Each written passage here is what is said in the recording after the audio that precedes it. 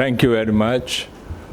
First, I'd like to thank the organizer for inviting me.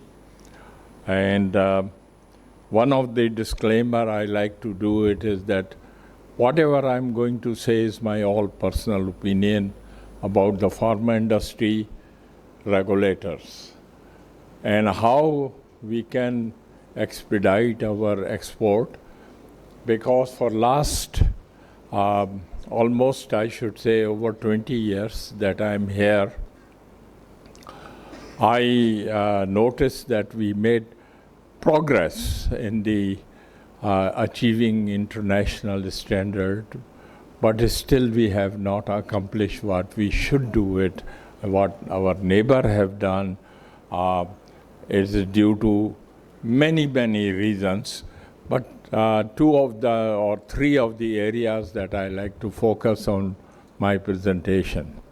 My apologies because I'm very open. एक ही बात है कि मैं सिर्फ खुदा से डरता हूँ और किसी से नहीं. तो इस प्रेजेंटेशन को मैंने इसलिए कहा कि जब मैंने फार्मास्यूटिकल एक्सपोर्ट स्ट्रेटजी को पढ़ा और कहा कि वो कौन से एलिमेंट इसमें मिस कर गए हैं जिसकी वजह से ये इतनी एम्फेसाइज नहीं की है. बहुत से अच्छे एलिमेंट हैं, बड़ी अच्छी स्ट्रेटजी लिखी गई है और उसमें जो इश्यूज़ जो मिस कर रहे हैं सबसे ज़्यादा वो हैं हमारे कंप्लायंस एंड एनफोर्समेंट के, और उसकी कई वजूहात हैं. वो लेट्स स्टार्ट विद दैट. देखें, एक्सपोर्ट पॉलिसी में करके फोकस इनोवेशन पर भी है, क्वालिटी और कंपेटिटिवनेस पे भी है, स्किल्ड वर्क फोर्स पर भी है, और जो कि हमने कोशिश की, बहुत छोटी सी कोशिश जो अब की ही गई है और पीपीएमए के सपोर्ट से, कैसर वही साहब के डॉ यूनिवर्सिटी की तरफ से, to start with some diploma program, and some of us who have experience and knowledge can share it and train our knowledge base in pharma industry in Pakistan.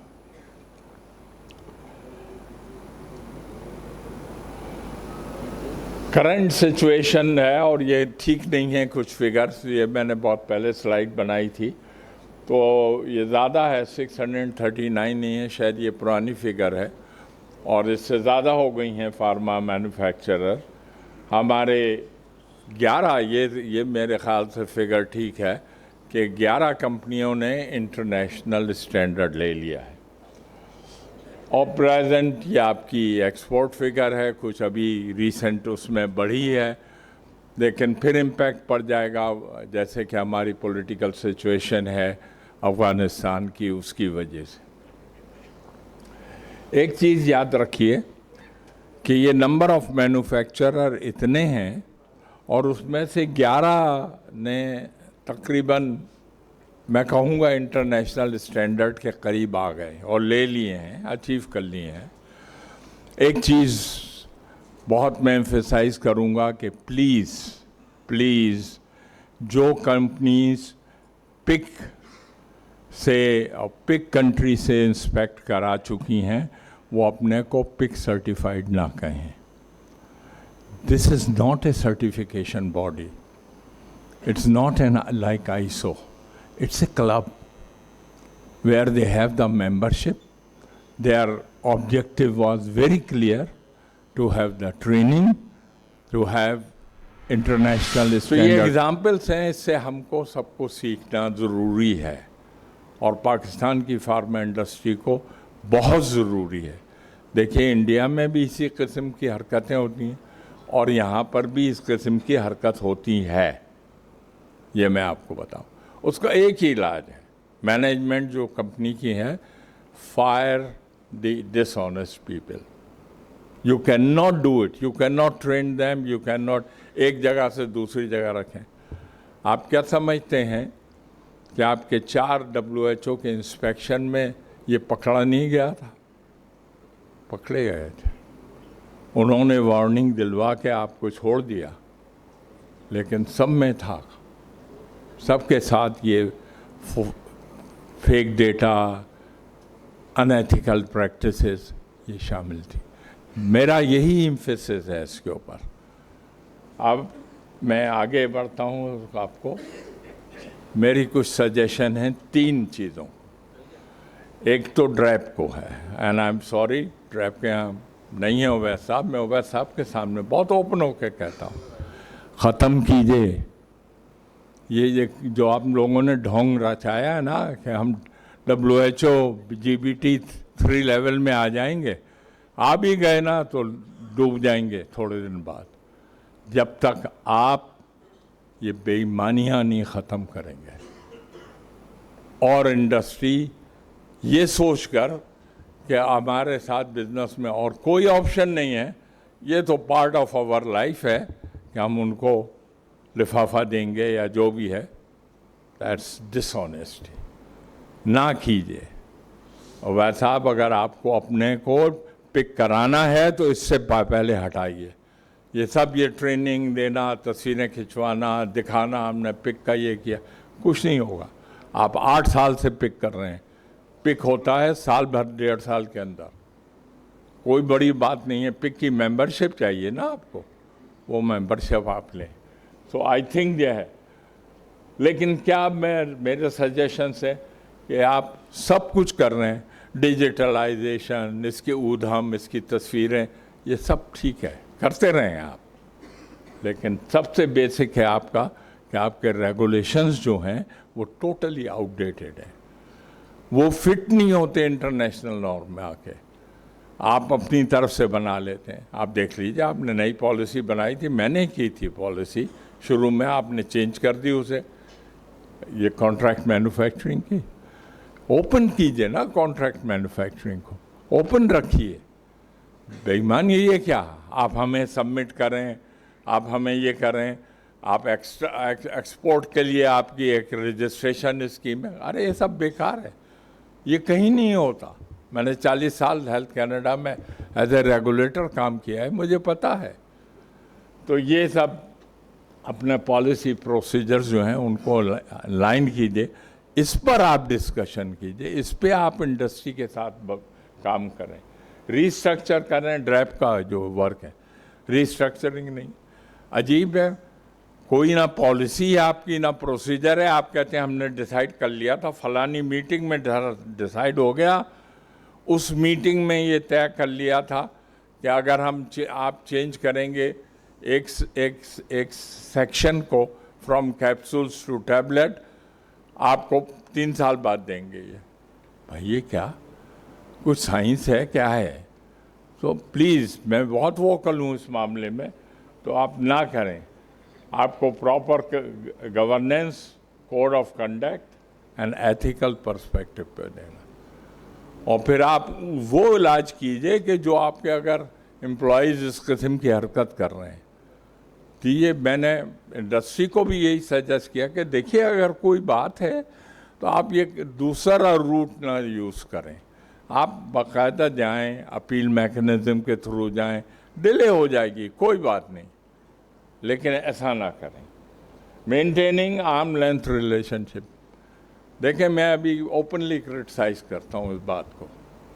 Pharma industry को बिल्कुल नहीं चाहिए कि अपने halls, अपनी convention और जो training halls हैं वो आप ड्रैप को दें। ये क्या है, मजाल है हमने हेल्थ कनाडा के 40 साल में किसी कंपनी से कहा हो कि हम आपके हॉल में आके लेक्चर देना चाहते हैं? होटल में करेंगे, हम चार्ज करेंगे। आपने ऑफर कर दिया, ऑफर से क्या है, आपके आर्म लेंथ रिलेशनशिप जो है वो डिस्टर्ब हो गए। आप ये कहें थे नहीं मैंने कोई एडवांटेज नहीं लिया उनसे, ऐसा नहीं, मुझे सब पता है, मैंने काफ़ी रेगुलेटरी की साइट को भी देखा हुआ है, तो इसलिए तो प्लीज़ ना करेंगे आर्म लेंथ रिलेशनशिप जो है। And recommended DRAP to develop comprehensive ethical guidelines, इस पे काम ज़्यादा करें, professional code of conduct and a strong governance principle to reinforce the transparency, integrity and the regulatory independence. ये होना चाहिए। मिलें, अच्छे रिलेशन हो। इंडस्ट्री और रेगुलेटर में बहुत अच्छे रिलेशन की ज़रूरत है, no doubt about, but not ये फेवर जो है इसको ना इनकरेज कर इंडस्ट्री के लिए, क्योंकि इंडस्ट्री ठीक है, बहुत है, इसमें हर किस्म के प्लेयर्स हैं। इंडस्ट्री में international positioning of pharma industry to cater the international regulatory demand, और बहुत आसानी से कर सकते हैं। मैं कम से कम 25-30 कंपनियों को कह सकता हूँ कि ये अगर ये आज डिटरमिन कर लें, साल भर के अंदर ये लोग तब एफडीए कोई प्रॉब्लम नहीं। एफडीए को हवा बनाया हुआ है, FDA is nothing, it's exactly the same. जिन्होंने WHO या पिक मेंबरशिप से इंस्पेक्ट करा लिया है, इंटरनेशनल नॉर्म फॉलो कर रहे हैं, they can do it. Strengthening the pharmaceutical compliance, इस पे ज़्यादा फोकस कीजिए। और उसकी यही वजह है कि अगर आपके डाटा में चीटिंग हुई है तो आप फौरन उनको निकाल दें बाहर। उन एम्प्लॉय को आप रखें ही नहीं, आप उनको ट्रेन नहीं कर सकते, आप एक जगह से दूसरी जगह मूव कर देते हैं। बात तो वही है, जो डिसऑनेस्ट है वो डिसऑनेस्टी करेगा। Strengthening the pharmaceutical service sector, यहाँ मैं आपको एक बात सजेस्ट करूँगा। अभी मेरी बात हो रही थी रहीम साहब से एंड वी वर डिस्कसिंग, आपको अगर एफडीए जाना है तो देखिए आप ओटीसी में जा सकते हैं, यूरोप में भी ओटीसी में जा सकते हैं, और आप कनाडा वगैरह में भी ओटीसी में जा सकते हैं। बड़ी अच्छी मार्केट्स हैं ये। लेकिन अगर आपको प्रिस्क्रिप्शन ड्रग्स में जाना है, जेनरिक में, तो आपको जाना पड़ेगा कम से कम 7 to 8 प्रोडक्ट्स। इससे कम प्रोडक्ट्स में आप मार्केट में नहीं डोमिनेट कर सकते प्रिस्क्रिप्शन ड्रग में। अब उसके लिए कॉस्ट जो है वो तकरीबन वेरी करती है, कनाडा में कम है, यूएस में ज़्यादा है, फिर भी आप $500,000 के करीब आ जाती है पर प्रोडक्ट। वो कंपनियां भी एकदम अफोर्ड नहीं कर सकती और उसकी वजह से थोड़ा सा मुश्किल है। लेकिन बेस्ट आपके लिए जो चीज़ है वो ये है कि आप कॉन्ट्रैक्ट मैन्युफैक्चरिंग में चले जाएं। इंडिया की सारी स्ट्रेटजी थी based on the contract manufacturing. उन्होंने जाके वहाँ से कॉन्ट्रैक्ट मैन्युफैक्चरिंग लिया। आप कोशिश करें कि आपका इंटरफियरेंस ना हो ड्रैप के साथ, और you do the contract and once you develop that base then you go in the prescription drug.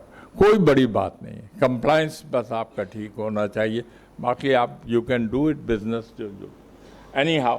That's what my suggestions. Good manufacturing practice framework provided by जितनी भी ICH की गाइडलाइन है उनको आप बिल्कुल फॉलो करें, स्ट्रिक्टली फॉलो करें।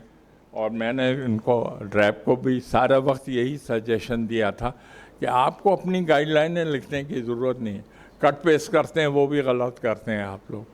आपने बायो अवेलेबिलिटी की गाइडलाइन क्यों लिखी? भाई किसी की भी गाइडलाइन को इंडोर्स कर लेते थे, बात आराम से। एंड द लास्ट मेरा ख्याल से TDAP को है। TDAP में यह है कि ठीक है, खाली आप ये नहीं करें कि आप फैसिलिटेट करें इनको, but beside that reducing the dependency of the API import. ये पॉलिसी मैंने लिखी थी जब मैं एडवाइज़र था हेल्थ मिनिस्टर का इमरान खान के ज़माने में, और ये API की पॉलिसी है मौजूद, उनकी टेबल तक चली गई थी। इसमें ये था कि जब तक गवर्नमेंट आपको पूरी तरह सपोर्ट नहीं करेगी, API इंडस्ट्री आपकी नहीं बनेगी। आप बार बार नेगेटिव करें, आप बांग्लादेश को देख लें, वो तो अभी बनी है ना उनकी API। तो हम तो बहुत अरसे से कह रहे थे कि आप API के ऊपर फोकस करें। Ensure that the pharmaceutical industry and DRAP follow the WHO conflict of interest management policy। इसके ऊपर भी TDAP को ज़्यादा फोकस करना चाहिए। Support industry and regulatory authority and ensure the transparency communication between the regulator and industry, and that's export growth and quality excellence. Thank you.